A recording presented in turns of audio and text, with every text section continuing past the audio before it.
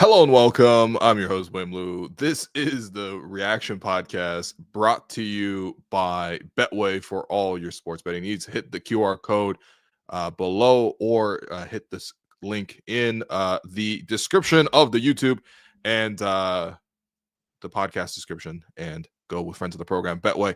Raptors lose tonight at the buzzer in what can only be described as one of the weirdest, one of the ugliest, one of the most hardest to watch games of the year. That's saying nothing to dismiss the Raptors' effort. There was lots of effort, but there's so little thought that went into this game. I mean, the second time of back-to-back, Raptors, young team, blah, blah, blah, whatever you want to say. Pistons, they played ugly. I mean, they didn't have Cade Cunningham. That's a lot of their offense gone. But the Pistons win at the buzzer with Jaden Ivey taking Ochai Agbaji on a drive and then dropping him off with a short push floater right at the final buzzer there, leaving no time for Toronto to potentially respond. But, they lose by a score of 102-100 in Detroit. Certainly it was – there was just so little shot making in this game. It was so little – organization in this game. I mean, look, obviously shot making wise, Raptors not having Grady Dick because he had a calf strain. That's obviously going to impact things. But also at the same time, it's like, I think the Raptors lost this game straight up on organization. I mean, Raptors just didn't have it tonight. So many players playing way below what they've been doing this season. And the Raptors combining to sort of play this like weird, headless chicken kind of effort where like the Raptors bench were able to overwhelm Detroit's bench mostly by getting every offensive rebound possible. Actually, what this game really reminded me of is a lot of the Vision 6-9 towards the end of their tenure, where it was like all we really do is scramble and get every offensive rebound and miss every jump shot and get every offensive rebound.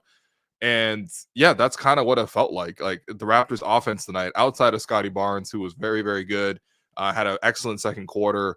But the Raptors just did not come, with much to Detroit. And I gotta say, it was a hugely ugly game and a hugely disappointing game for guys like RJ Barrett, for guys like Ochai Agbaji, who have been nice positive this season, but no contributions from them. Almost no contribution from Davion Mitchell on the offensive end. Defensively, whatever he fought, he scrapped. That's everybody in this game, but there wasn't much from him either.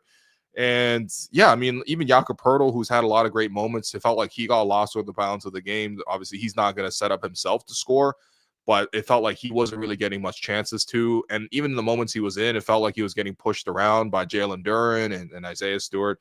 So just an ugly, forgettable game all around.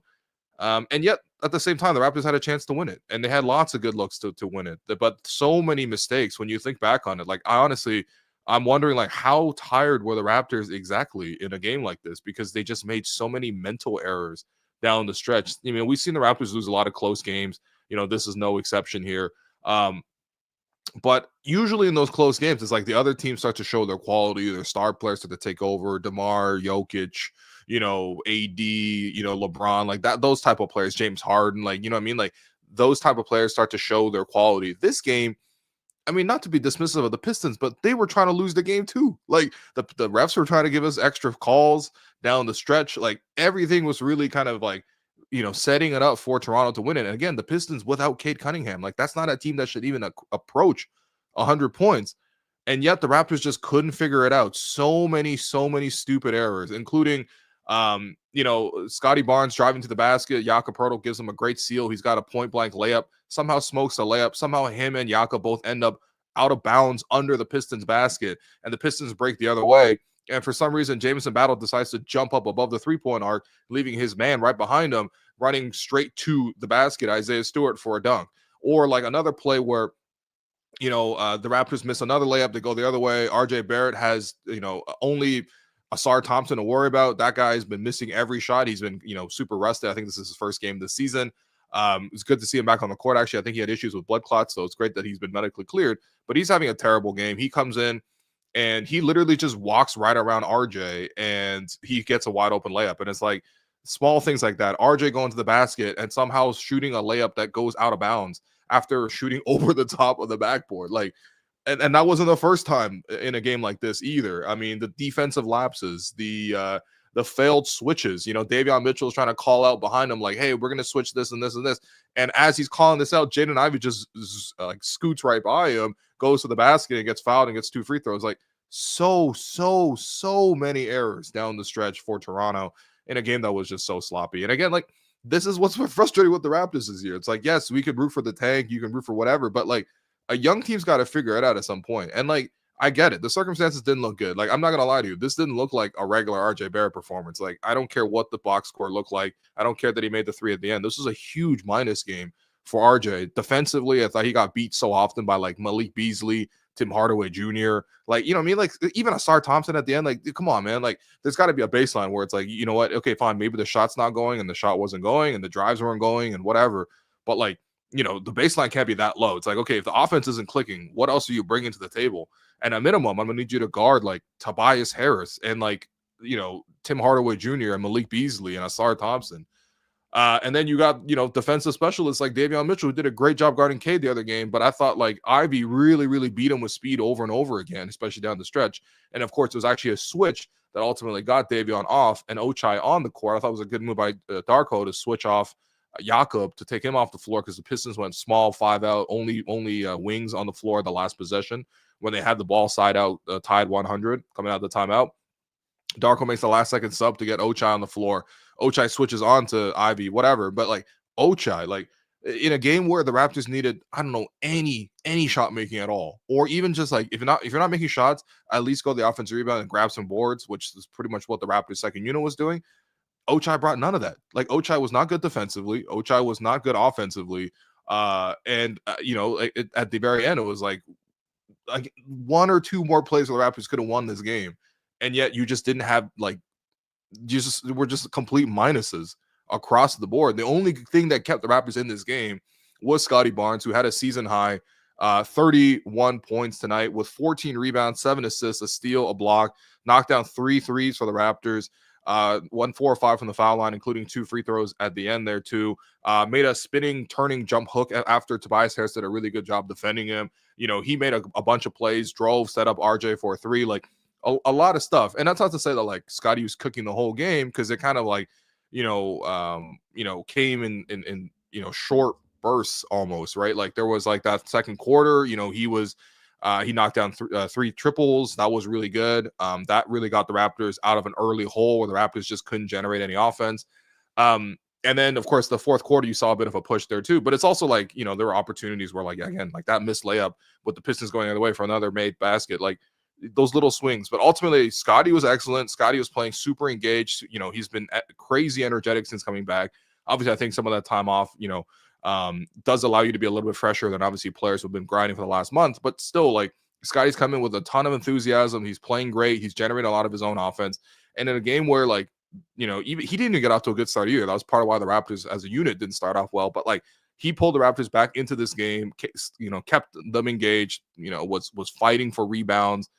Like, that was the main reason the Raptors were in this game. And besides that, it was actually the Raptors' second unit, which, you don't necessarily expect on a night-to-night basis if these guys can be good. But the Raptors brought 5 guys off the bench, and all 5 guys look great. Like Chris Boucher, had a great shift off the bench, 22 minutes, 10 points. I thought he really outplayed his matchup, which was like Ron Holland or like Asar Thompson, those 2 young guys, even though they're like high. I think they're both the last 2 5th overall picks for the Pistons. Like, I thought Chris Boucher easily outplayed both of those 2 guys combined, and he had a really good game. Bruno Fernando, he was a big part of the Raptors, staying in the game early on just with his physicality going to the basket. I mean, just getting offensive rebounds, and somehow had 5 assists as well. Jamison Battle, he had a stretch there in the third quarter where he was knocking down threes. Jamal Shead had 2 threes in that stretch. That Scotty plus bench lineup actually gave the Raptors an 8-point lead heading into the fourth quarter, which unfortunately was not enough to hold on against the Pistons. Jonathan Mobo, I thought his energy was infectious. I thought he knocked down a crazy fortunate corner three where Scotty kind of threw a left-handed pass that kind of led him from the corner. He had to catch it at almost at the break.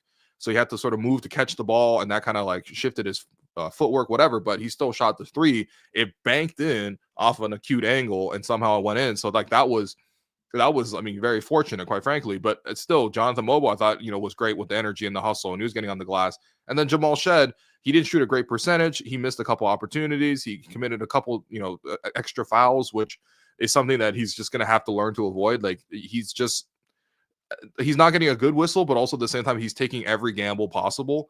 And it's almost like too aggressive at times. But ultimately, he knocked down 2 threes, and he got into the lane for a short teardrop. So like, the Raptors' second unit was great. You look at their plus minuses. Chris was plus 11.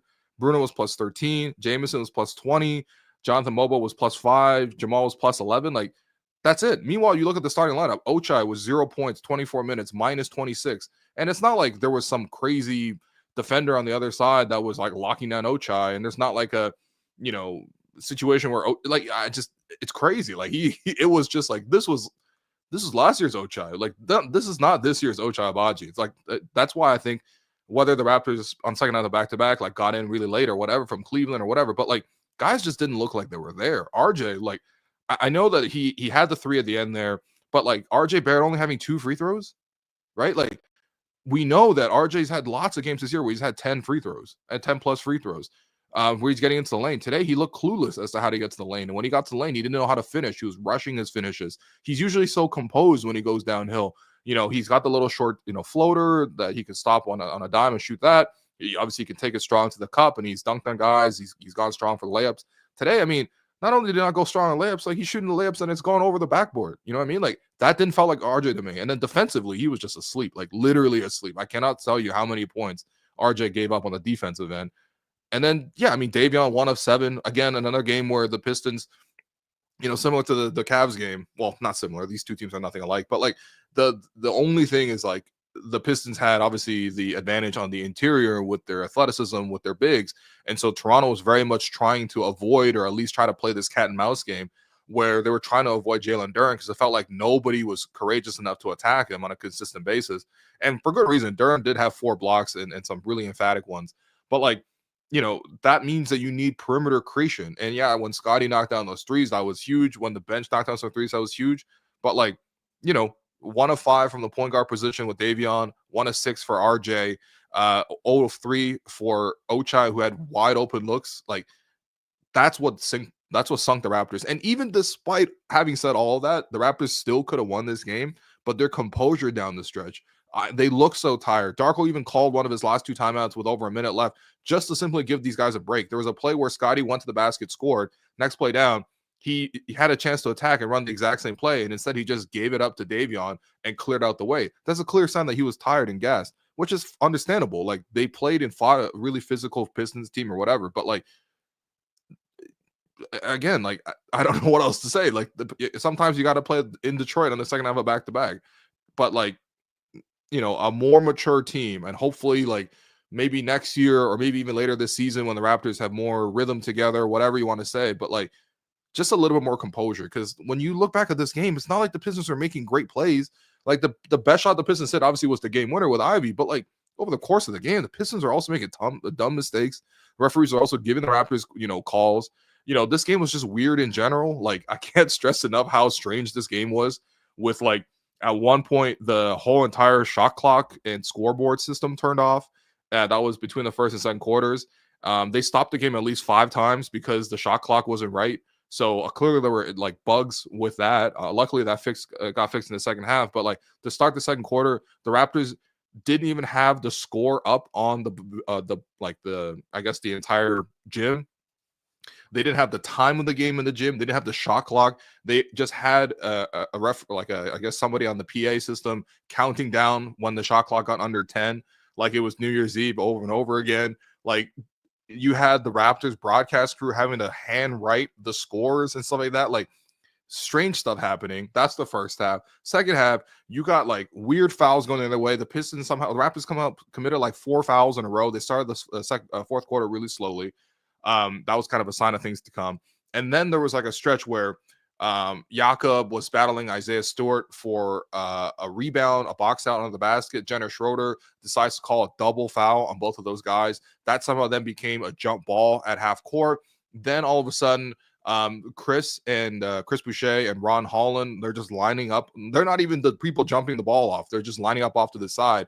Chris shoves Ron Holland. Somehow Jenner Schroeder jumps in and calls a double technical on both of them, even though I think it was just Chris who straight up pushed Ron Holland. Maybe Ron did something to, I guess incite the push, but like still very, very minor. Double technical called on those two guys. And then they jumped the ball up. And, originally the foul was called against Detroit on the loose ball foul on the jump ball in favor of Toronto. But the whole arena sees the replay. I guess they can't get the scoreboard right, but they can show the replay instantly, no problem. They show the replay. The replay does show that Jakob very savvily grabbed Isaiah Stewart's arm as he was jumping up for the jump ball, and somehow that actually ended up being called a foul on Stewart. The whole arena starts booing. JB Bickerstaff starts screaming at the referees. All of a sudden, the referees are like, "Oh, just kidding. Actually, it's not a foul, but it is Toronto ball." Which I'm like, "What does that mean?" I guess that must be a jump ball violation by Detroit. But then also they assessed JB Bickerstaff a technical in the midst of all of that. So Toronto went to shoot a extra free throw and they made it. And it's like, how is all that happening over just straight up nothingness? Like all that happened because a regular box out led to a double technical, led to a erroneous jump ball, led to a huge reaction from the crowd, led to a technical, and like no basketball was played. That was the thing too. Like this whole game was just like way too heated for no reason. And in the end, obviously, like I'm almost happy just to not have seen overtime of this game, because this game already took way too long. This game already was way too frustrating to see. And honestly, the Raptors, like, they made too many mistakes. Like, I don't even necessarily want to see the Raptors win in these contexts. Like, you're not going to take a lesson out of this. Like, for me, the lessons here are like number one, the Raptors like just were not physical enough with the starting lineup. Like the part of the reason the Raptors second unit played well was because you got Boucher crashing, you got Bruno crashing, you got Jonathan Mobile crashing, and then Scotty without group. It almost looked like Division 6-9 teams where the Raptors were just like offensive rebounds and vibes. Like that was kind of like this team. They were forcing turnovers out of the Pistons. That was all good. But the starting unit didn't have that same intensity. I thought like the starting unit, the Pistons could attack RJ. They could attack Ochai. Jakob, I thought, lost the physicality battle between like him and Jalen Duren and also Isaiah Stewart. It feels like, one, Jakobs can be the biggest player in the game. I think he can really impose himself. But at the same time, against some of these more physical bigs, those guys have given him trouble. I thought, Jared Allen also gave him trouble. He just didn't look nearly as confident going for the shots. Of course, the Raptors also didn't find Jakob nearly enough as well. He went from like a huge featured part of the offense to like Scotty came back and all of a sudden Jakob's like just Jakob again, just regular Jakob, you know what I mean? And like mostly screening to sort of get guys driving downhill, which is fine. I think honestly that's a lot tied to RJ's performance. RJ tonight clearly didn't have it going at all, so it's like that's gonna sort of have a downstream effect on Jakob, who feeds off of a lot of RJ sort of deep drives to the basket. But like they just weren't and like simple mistakes, like missing a point blank layup, not being able to match up in transition. Like the Raptors gave up so many transition baskets to the Pistons. They just weren't matching up, allowing a cutter to like straight up just face cut him. Like RJ was in position to defend, just stood at the edge of the paint, and Ausar Thompson literally walked around him and got free for a layup on the other side under the basket. It's like small stuff like that. It's like you're just not paying attention. And that's why I'm like, I honestly think that like fatigue plays a huge part in this, which is not to give them an excuse. Like obviously you lose to the Pistons in these circumstances is not good, but like I don't know. To me, it felt like that was not Ochai I was watching that. That was not RJ I was watching that. That was not a lot of these other guys.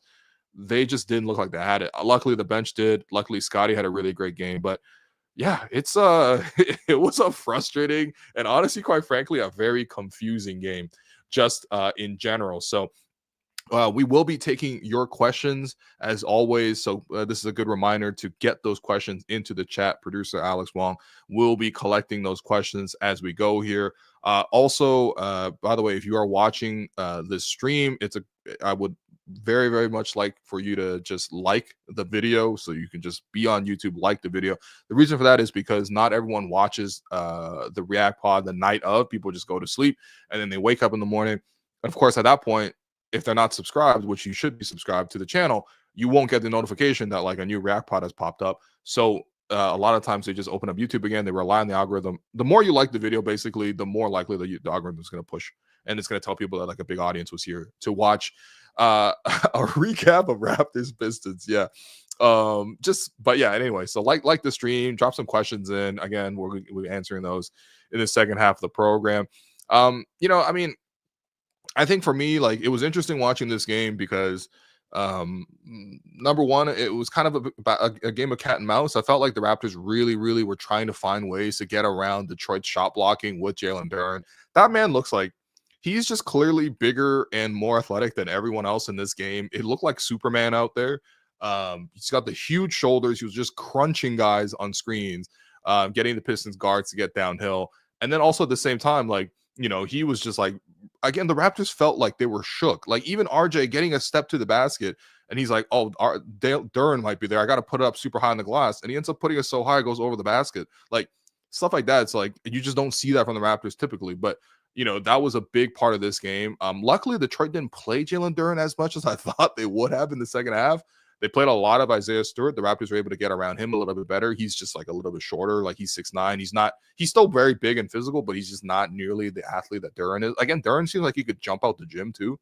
So like this is not the first time he's given the Raptors issues. He's historically been somebody who, I think he's had like 20 games against the Raptors, but like still, there was a big cat and mouse game there. I thought Darko, I mean, this is also kind of his regular rotation anyway, to sort of take out RJ at certain points and bring him back in with the second unit towards the end of quarters in the first and the third quarter. But I thought, especially in the third quarter, I was like, oh, like, I see what he's doing. He's trying to take RJ out of the game, wait until the Pistons take their shot blocker off the floor, and then put him back into the game so he could be effective. Unfortunately, RJ was just so lost in this game that it still wasn't effective.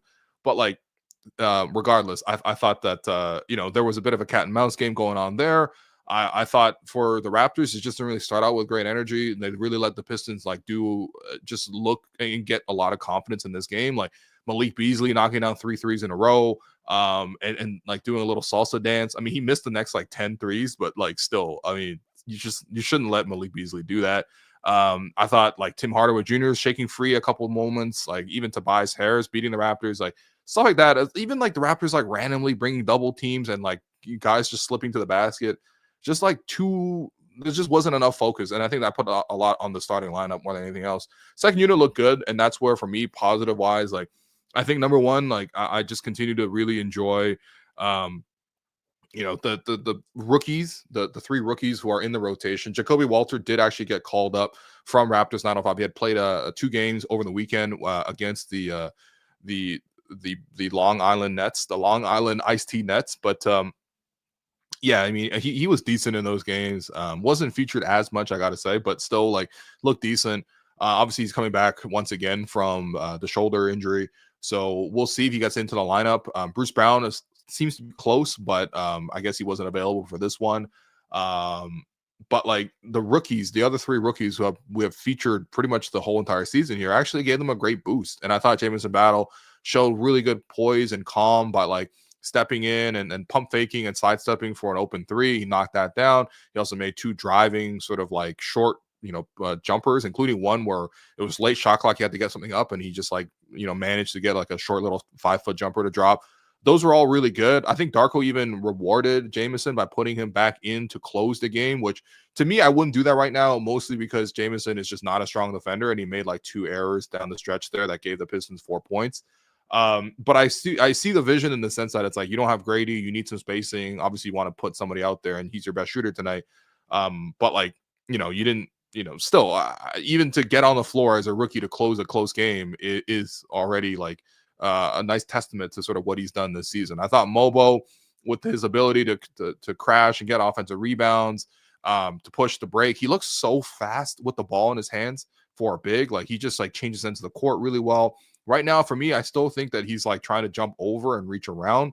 And like the more he gets stronger, I think he can sort of like blast through contact a little bit more, kind of like how Scotty does, especially in the open court. But like I'm liking a lot of what Mobo is bringing. Again, like him him and Chris in the second unit is bringing back those like Vision 6-9 lineups. And I know like everyone is like scarred by those lineups, but they actually did have some advantages, obviously, with how long and athletic and disruptive and how many offensive rebounds they could create.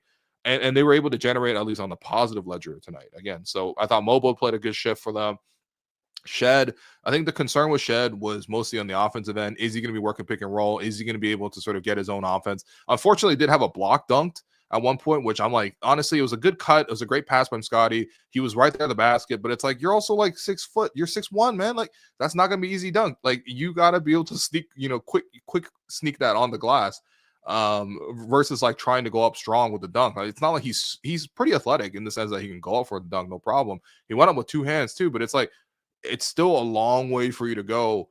And there's lots of like big players on the Pistons. So that, I think, missed dunk went the other way and the Pistons scored. So like, again, it's not like the Pistons were making great plays. It was just the Raptors were giving them like very easy opportunities to break the other way. But still, I think the biggest thing with him was just, is he going to be able to shoot the 3? And he's been confident shooting the 3. I think he's been running a decent offense with the second unit there. I thought he touches the paint. He plays with a faster pace. I thought today was interesting seeing him go up and down once again with Marcus Sasser, who he played with in Houston in college. And it felt like he really knew some of the eccentricities of like what Marcus can do. But also Sasser got free for 3 threes, and he did knock all 3 of those down, and those were his 3 shots. So like, still whatever. But like, I thought the rookies gave the Raptors a huge boost. I thought Chris gave the Raptors a huge boost. He had a chance for me, honestly, to close too. The only thing is he couldn't really knock down the threes very well. He went 1 for 4. He did finally knock one off in the second half, but like, still, I thought Chris he played a really good game. He had a chance to close the game out for me too. But like, ultimately, Darko rolls with his starters, and plus, like, I guess, plus battle for some shooting. And that's where you need those guys to make plays for you. And like RJ missing an open 3 after he made another a good 3, defensive lapses. Like, to me, it's just, I've been very effusive of my praise for RJ. I think in the games where RJ's been on, he's been really on. He's like, we're talking like 30-point games. We're talking like 14, 15 assist games. We're talking about games where he's like very eager to he's carrying the offense and he's driving the ball relentlessly. All that stuff is good. But it's like, and today was obviously an off night. So like, I'm not going to say like this is, characteristic of who he is as a player. My point is though, like, if the game isn't allowing for him to be able to get downhill with 2 feet in the paint, which is obviously when he's most effective, where he's able to distribute or finish or whatever, or kick out, it's like, what else can you bring? And of course, there's the playmaking aspect, but again, that's all dependent on him being able to get downhill in the first place. Like, if you can't create scenarios, if teams are either blitzing him or they have great rim protectors or whatever, but like if they're drawing a crowd, if he's just tired, like if he's not able to get 2 feet in the paint, it feels like his whole game falls off, and he goes from like a very, very, very good player to being like a very like confusing player in this game, right? Because I think like, okay, maybe maybe it wasn't that good of a night I mean, it was definitely not a good night offensively, but like, is there a rebounding aspect that he can bring? Is there a defensive element that he can bring? There's a play I remember down the stretch there where it was like on a free throw, and Scotty's been doing a great job communicating. You can hear him through the broadcast like every game. I think they have mics underneath the basket, so you can really, really hear when people are talking to the free throw line. But Scotty's yelling like, RJ, make sure you like box out, because he's on the other side with Jakob Poeltl trying to box out against Isaiah Stewart. And I believe the shot missed, the free throw missed, but like, even after being told, RJ just stood there. He didn't even make an effort to like pinch in and try to like give Jakob a little bit extra help. It's just like the focus outside of scoring just isn't there on some of these nights.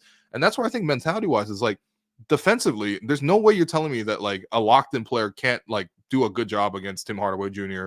or Malik Beasley or Tobias Harris. Like, I mean, Tobias maybe to a lesser degree, but like still some of these guys like very league average players. And I thought that like RJ just like lost his focus defensively too many times in this one. And it's like, fine, if the scoring and production isn't there, that's fine. Like, obviously there's gonna be games where you have it where you don't, but the baseline can't be that you like let other people, you start taking stuff off the table because you're also then letting your defense drop too. So those are things that like, for me, it's just like you could have avoided this loss, like very easily could have avoided this loss. But at the same time, this is also, the Raptors being a young team, the Raptors being 0-10 on the road, and the Raptors being 4-14 and having one of the worst records in the league is like, that's what happens. You lose like purely winnable games like this one, instead of grinding them out the way the Raptors potentially could have. And again, they were just like 2 or 3 plays away from that, but they just couldn't get it done. So we are going to get to your questions here, and producer Alex Wong has been looking for them. If you haven't already, by the way, get a question in now. Alex will continue to look for more of those, but it is time now for the Tangerine fan inbox. And I wanted to let you know that Tangerine is the official bank of the Toronto Raptors, a foundational partner of WNBA Canada and NBA Canada. And of course, they're not just fans of basketball, they're fans of basketball. They're fans of fans who travel to Detroit every year, making it a great atmosphere. Raptor fans, Pistons fans in the building. They're fans of fans who, can recreate every player's layup package while sitting on the couch, although they might shoot that layup over the backboard. If you're hearing this right now, there's no doubt in your commitment. I know you guys are raging right now in the chat. You guys are arguing with each other. That's commitment right there. Fans like you are at the heart of what makes this game great. So this year, for the Raptors' 30th season, Tangerine is turning the spotlight from the court to the stands and celebrating the way Raptor fans support their team, because this is how we fan. To learn more, visit tangerine.ca/basketball. All right, Alex, what we got for questions, man? Number one, SW. Are we going to win an away game this year? Honestly, if the Raptors don't fix up making all these silly mistakes, they will eventually win a road game just by virtue of another team not having it or injuries or whatever. But you really need to be sharp down the stretch. And I feel like for the Raptors, they make every mistake possible in these games. They lose so much focus. They get too excited. They rush their offense. And sometimes I feel like even there's mistakes from the coaching staff, or there's mistakes from the lead players, or there's mistakes from the role players. My point is up and down the roster, this team needs to be so much sharper in crunch time, because they certainly have the ability to get a game close down the stretch. They even hold leads, and then they just lose their heads. And today was a classic, you lost your head. Yes, Jaden Ivey got downhill and threw up a push shot. Whatever, it's a difficult shot. I even blame the defense for that. My thing is the Raptors make too many errors, and that's the common theme. And there's not even one type of error. They make every type of error, but they just make too many errors. And this is very, very characteristic of a young team. So 0-10 on the road is tough, though, man. I'm not going to lie to you. 0-10 on the road is hilariously tough. But yeah, it's been a long year, and so we're only still in November. Caleb asks, thoughts on Ochai lately? Are you see something different in the way he's being used, or just overall sloppy? -26 tonight is yuck. Yeah, I think number one, he didn't really seem at all involved in the offense tonight. The Raptors as a whole were playing really, really slow. Not a lot of transition basketball in this one. Ochai primarily has been doing 3 things to succeed offensively to start the season. He has been the beneficiary of driving kicks going into the corner and him shooting corner threes. He has been excellent on fast breaks and transitions, and I think that was the one. Actually, no, he didn't make any baskets, but he's been going aggressive, mostly in transition, going to the basket. And then 3, not as much, because I feel like the priority for most of the Raptors plays this season has been for Grady to come off of curls and cuts. But you've also seen a decent amount of Ochai, coming off of curls and cuts. Today was a game where it was he just wasn't involved in the offense at all. There was very little downhill action for the Raptors. And if they did, the Pistons were staying at home in the corners, and they were letting their bigs handle it down the, in the middle of the floor. So that meant that the driver plus the roller were the ones primarily shooting the ball. There were very little transition opportunities, although I would say that's just kind of fatigue on the Raptors as a whole. So he didn't get any chances really to break out like that. And then the third thing is just I didn't think he was involved in terms of as a cutter. Obviously, there's no Grady today, so you can't necessarily say, well, they're running plays for Grady. There's lots of plays I thought Ochai could sort of be involved, but he was just kind of invisible for a large part of the game. There was also a lot of talk of Ochai can be a screener for the ball. Very little of that, even though Ochai is obviously always being guarded by the weakest defender on the floor. So there's just lots of things where it's he just wasn't involved in this game. And of course, the chances that he did have, when he did get a couple of wide open shots, it felt like it wasn't until the third quarter until we really saw Ochai get one of those signature open, looks. And by that point, he had no rhythm at all, just couldn't really shoot it. I think for me, defensively, the last couple of games hasn't been really strong for him either. I don't know if it's just the higher usage or what it is, or, if he's been banged up or whatever, but it just doesn't really feel nearly like the first couple of games we've seen from, not the first 3 weeks that we saw from Ochai, where he was like flying out of the blocks and he was going to the basket, fearless, and he was confident knocking down the threes. Today, he just wasn't involved at all. And 0 points, minus 26. Clearly was not a great effort. And it's unfortunate that he ends up getting the switch onto Ivy. But even still, it's like you want one of your defensive specialists guarding the ball in the last minute possession there. And he did a decent job. Like, he did his job. Like, you're obviously not going to block the shot. You're not necessarily going to like blanket him and never let him get to the basket at all. But like, still, Ivy was able to shoot over the top of him. So like, really tough game for Ochai. I think he'll bounce back. I do think that like it'll be interesting because once Bruce Brown comes in, him and Bruce kind of play very similarly in terms of like their roles for this team. Bruce handles a little bit more, but like ultimately kind of similar. And of course, like if you had a Bruce Brown for tonight, you probably would have just given him Ochai's minutes and played him less. But like overall, Ochai's been off to a good start, and a really good start. And I just want to see him sort of more involved. I do think offensively, the Raptors are trying to find their balance again with Scottie back in the lineup. They got into like a decent-ish rhythm with like the RJ Barrett working pick and roll, Davion Mitchell working pick and roll with Jakob, playing a lot through Jakob as in the post, either at the roller or as a passer. And then also Grady running around and calling a ton of plays for him. No Grady because of injuries. And also you bring in Scottie back in. Like, I think everyone's going to have to sort of settle back in and find sort of like where they fit within that. But ultimately, yeah, like it just Ochai just didn't fit anywhere today. Like he just got no chances. And it was definitely his worst game of the season. Next one from the Gags. Okay, all right. Well, do you think Dwayne Casey is low-key hate watching the Sixers and Nick Nurse? I mean, I think everyone in the league is high-key hate watching the Sixers, right? Like, because honestly, like, I know the Raptors are 4-14, and we're in no state to like really like look down at any other team, whatever. But like, at least for the Raptors, like they're young, they're banged up, and they're looking to tank. And quite frankly, like that the Raptors are like. You know what it was coming into the season. Nobody promised you, like, you know what, you're going to be a championship contender. You're going to have 3 stars. It's the greatest trio ever assembled. You got an MVP center, and you got like Paul George, great two-way wing, great podcast, and then you got like Tyrese Maxey, who's like an emerging budding star point guard who has obviously killed the Raptors like a million times.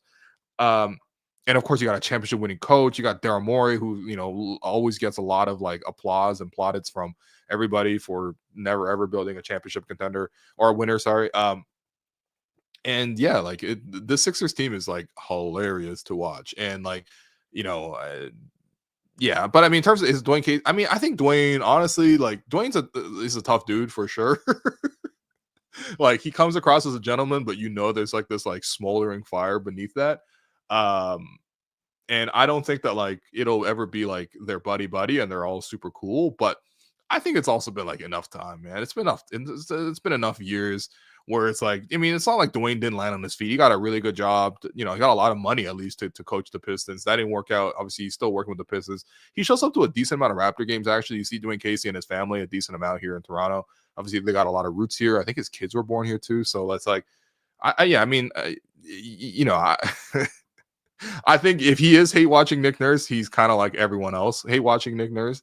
And like, honestly, for Nick, like, I mean, some of the heat's starting to really fall on him. I mean, I know that like the Sixers have been banged up and you can always use every excuse, but it's also like, it's not like they don't have like they have 3 stars. So it's like, at least if you got one of the stars available, a lot of vets, like they don't have a cohesiveness to them. They're not really running much offense. Defensively, that's always when he was been really creative, but I guess they've been so banged up and whatever. The roster's old, but like, yeah, none of it's working in Philadelphia, and it's been a real joy to watch that. And I wish there was a Sixers game on tonight so I can switch the channel away from Raptors Pistons. But alas, we're also like basically the same record, so it's pretty tough. Next one, Frenchie SG says, greetings from Taiwan. Tough loss today. Yeah, it's a real tough one, man. I'm not gonna lie to you. I mean, watching this in Taiwan too. What time is it right now? It's like the morning time. I guess you can wake up early in the morning to watch Raptors Pistons. But if I saw this game to start my day, like if I woke up in the morning and watched Raptors Pistons, I would have a bad day. It would ruin the rest of my day, honestly. Like this game, the thing is, like, I'm not even mad about the loss necessarily. I'm just like, this was just such a weird game. Again, at one point in the game, they had to play like just straight street ball, like just like no shot clock, no game clock, no like no score, No, there's no information, nothing, just straight pure hoops. Okay, like you're gonna count your own, points, and you gotta know the shot clock in your head. Like that was crazy to see, man. And then of course you had all the refereeing and all the strangeness. Like this is just it's crazy because like you watch like how high the level of offensive creation is around the league. Like I saw LaMelo Ball do like almost like a mid-air kind of like Shakira hips don't lie hip wiggle, then step back into like a fading one-legged step back three over the top of a 7-footer, and he switched that, and it's like, I mean, whatever. The actually the Hornets scored less points than the Toronto did today. I think they had 84, Toronto had 100, but like you look at the offensive skill and creation around the league, and like even rookies coming in, like a Jared McCain, who is the only good thing in Philadelphia these days, and he's immediately coming off the bench and starting some of these games too, and he's like, he's had a couple of 20-point games, or like even Dalton Connect with the Lakers. I know it's totally different because he's a catch and shoot specialist playing for like with LeBron and AD and stuff, but like him going off for like 30 plus points. It's like the offensive creation around the league is just so high. And then you watch this Raptors Pistons game where it was just a straight rock fight. Like it was just like, I mean, it is what it is, but damn, it was, it's tough. The only thing with, especially right now with being a Raptor fan too, being a diehard Raptor fan, is like, if you commit to watching all 82 games, that means there's 82 nights in the year that you're probably not watching another NBA game. And that is tough because there's a lot of good ball happening around the league. But, still, this game, I mean, whatever. The Raptors were in it. Like, they made it interesting. Like, there's no complaints from me that Chole had a chance to win it. But in terms of just, like, pure shot creation, you saw some of that from Scotty when he knocked down those threes, when you saw him knock down the mid-range pull-up. Honestly, I wish he did more of that, but he also shot 26 times. Like, this is not one of those games where Scotty wasn't aggressive or whatever. He was great. It's just like that's not going to be enough, right? Somebody else has got to come with them, and ultimately that didn't happen tonight. So what else? You got more questions, Alex? Lao Lai. What are the teams other than the Raptors that you like to watch? Let me pull up the list here. So yeah, let me just let's go through the list. Obviously, Cleveland's been excellent to watch this year. Orlando has been fun to watch, just seeing like Franz Wagner kind of like take 30 shots a game and be super aggressive. Also, I think Orlando's just fun defensively. They smother you, they overwhelm you, they're like crazy physical. I guess the Pistons are kind of going for a Magic-esque model. I don't think they're top end talent. I don't think Cade is as good as like Paolo or Franz even, but like, still I think that's kind of the model they're going for. So if you like this Pistons game, you probably would like a lot of Magic games. The Knicks are actually really fun for me to watch. Offensively, it's really free flowing. Defensively, don't really have a presence, but they're up 82-56 over Denver. Milwaukee, like low-key, is turning it around. They've been playing a lot better. Giannis is playing, I wouldn't say MVP level, because like Jokic is certainly playing such a high level, but like, in that MVP level, like the same level as he was when he was an MVP. Honestly, like even Brooklyn and Chicago have been pretty entertaining. Atlanta's been decent. Like, all those teams. I hate watching Philadelphia. That's actually my number one team to watch right now, is just hate watching the Sixers, who are still below the Raptors, by the way, in the standings.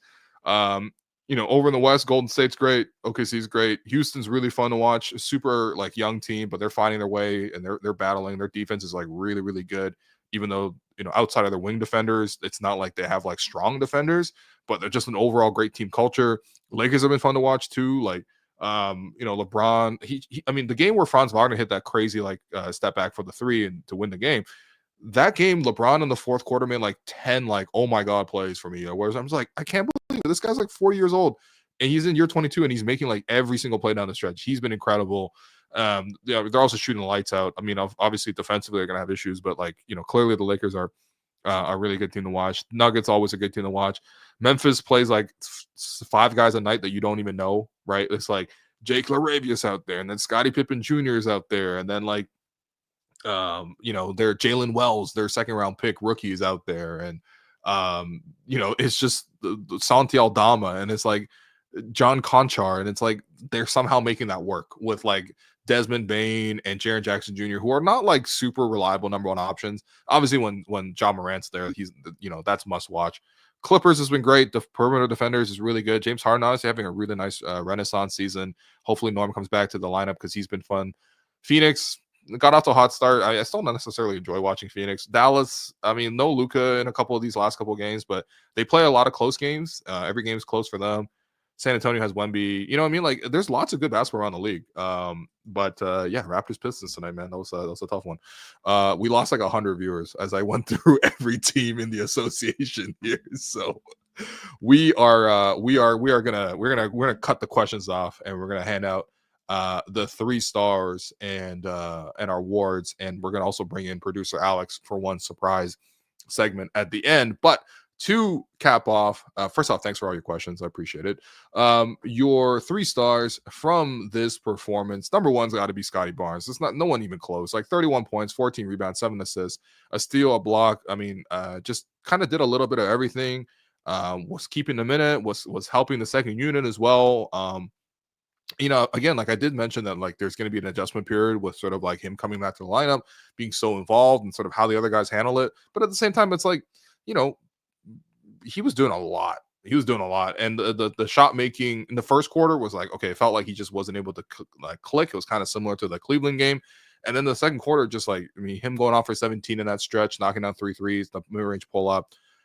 His a lot of self-generated offense. He just looked really good. Only 1 turnover as well for him. So Scotty played really well on both ends of the floor.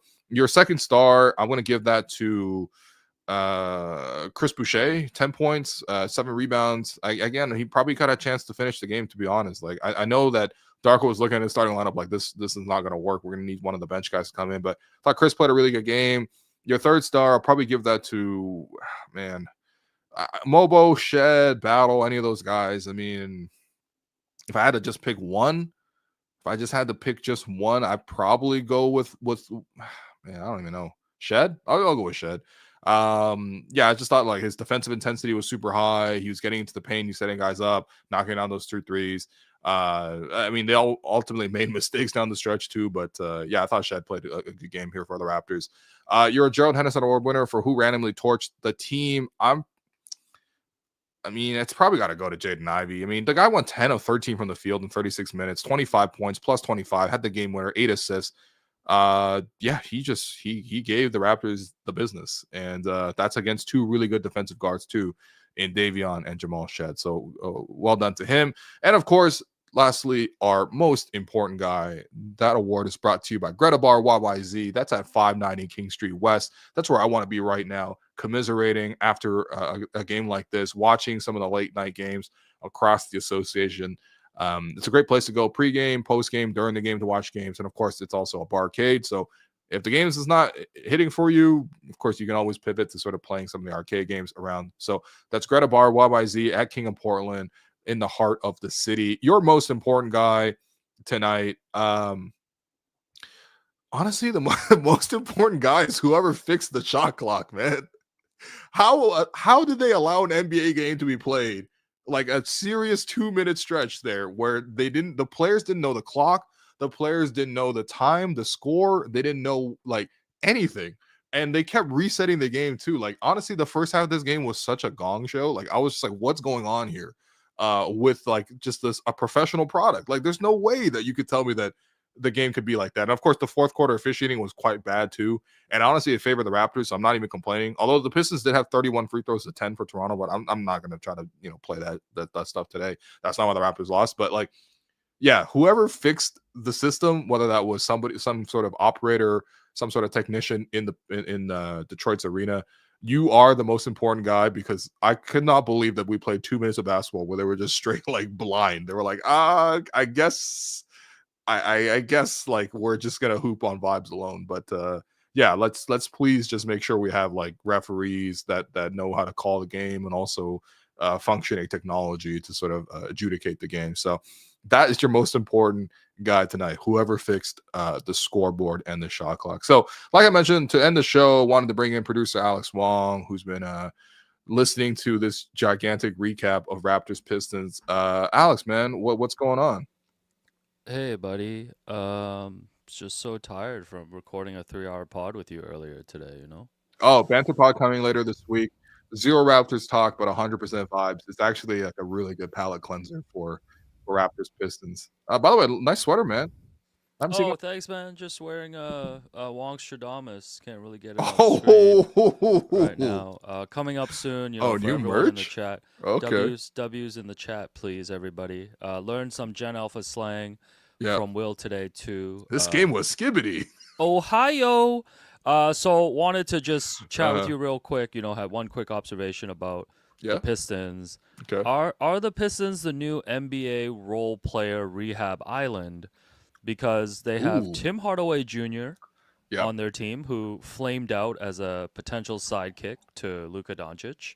I mean, in when Dallas. was he ever billed as a sidekick? A potential At third best, he was a Bonchon, man. a potential third sidekick to Luka Okay. Doncic Sure. in Dallas. We have Malik Beasley, who love his shimmy, by the way, a butt shimmy. I've never seen that before. That was crazy, man. He was just shaking ass. Malik Beasley, hyped up as a key midseason acquisition on the Lakers a few years ago. Right, I Didn't remember really that, yeah. pan out. He was on the Bucks last season. He was on the Bucks last season. And didn't pan out. So he was on the Bucks to like, oh, maybe I'll get a big deal out of this, and then he got a 1 year, $6 million with Detroit. Yeah, so another player on a couple contending teams who's now rehabbing his value in Detroit. And then the ultimate rehab player is Tobias Harris, who got the big contract in Philly, never really panned out, was known for his big contract, and now just gets to be in this kind of like veteran role while Ron Netherlands just runs wild in the fourth quarter.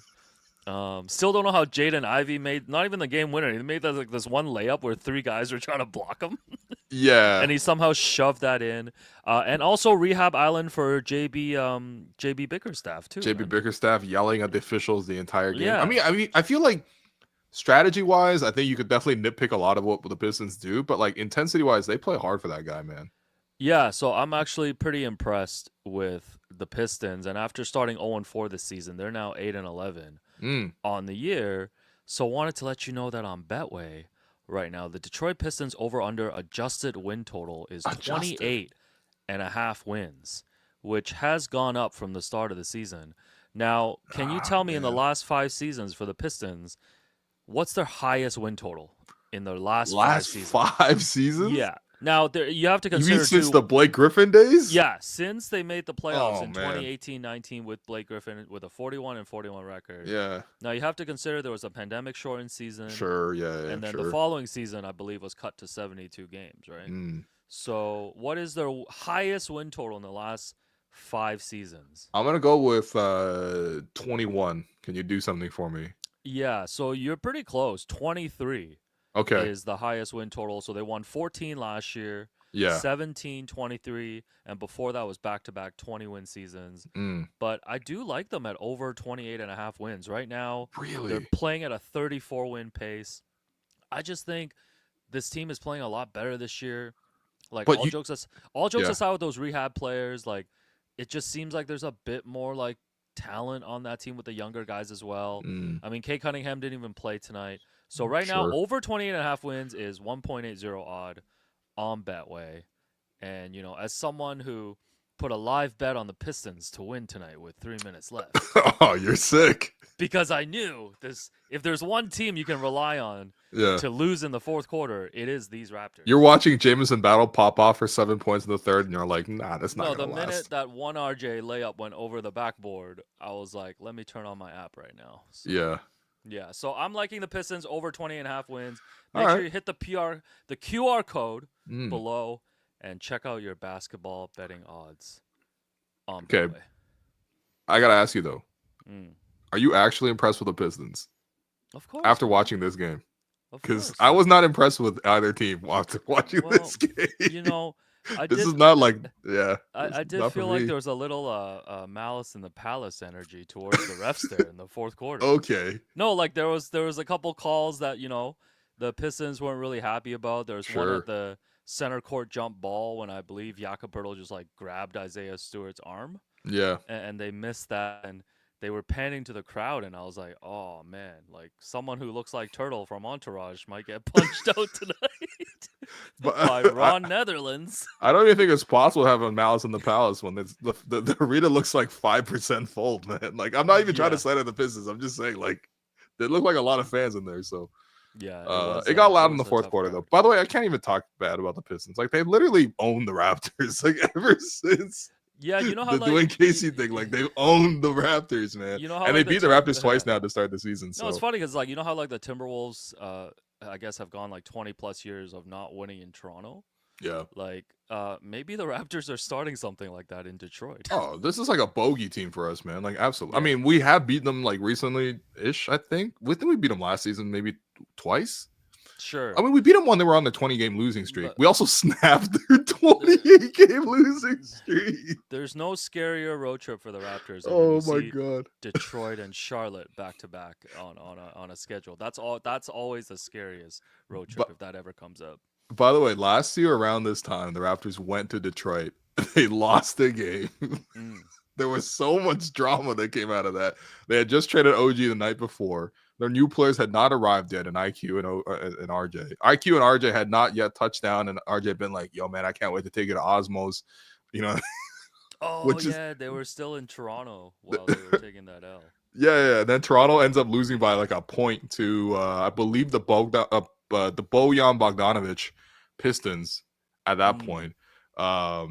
You know, and yeah, there was all like Dennis Schroeder ripped the team culture. Oh, is that when it happened too? Yeah, that was the second time he did it, actually. Some people in the chat were confused because like tonight, because one of the refs' names sounds like Dennis Schroeder. Dennis Schroeder? Yeah, so you kept saying that, and then I actually was like, oh man, why are we talking about Dennis right now? So well, I mean, yeah, I remember Dennis like, you know, calling out the team culture. Then I remember us having to be on air publicly to be like, Dennis, did you want to retract your statements on team culture? And he's like, you know, at the end of the day, like at the end of the day. The politics of this business. Yeah, I'm just. We'll get oh man, you know it's tough, man. It's been a tough couple of years in Detroit. So all right, great pod. Yeah, great pod, everyone. Thanks to Alex for producing. We couldn't have done this without you. And thanks to all the fans. If you enjoyed this live stream, if you've been watching, just please on your way out hit like on the stream, hit subscribe on the channel. Otherwise, we'll be back later this week. Banter pod coming. We're gonna reset the vibes, get a good mood. Raptors gonna play 2 more games on this road trip, then finally come back to Toronto by the end of the week. But yeah, Raptors, Pelicans. I'll see you then. So this has been the Hello and Welcome podcast presented by Betway.